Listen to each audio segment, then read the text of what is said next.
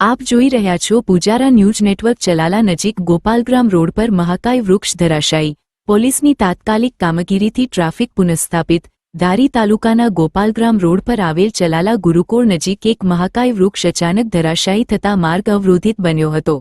ઘટનાની જાણ થતાં જ તાત્કાલિક ચલાલા પોલીસ સ્ટેશનને માહિતી આપવામાં આવી હતી।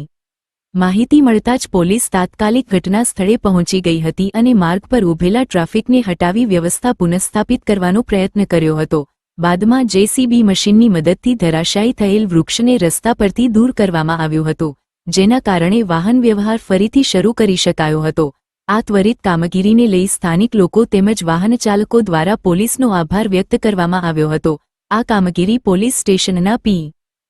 રતન ગઢવીના માર્ગદર્શન હેઠળ હાથ ધરવામાં આવી હતી, જેમાં આઈજીપી સેલના હેડ કોન્સ્ટેબલ, ચલાલા પોલીસ સ્ટેશનના એએસઆઈ માધવજીભાઈ ડાભી તેમજ પોલીસ કોન્સ્ટેબલ દીપરાજભાઈ વાળા સહિતનો સ્ટાફ તાત્કાલિક સ્થળ પર પહોંચી કાર્યમાં જોડાયો હતો। રિપોર્ટર વિપિન રાઠોડ, ચલાલા, અમરેલી।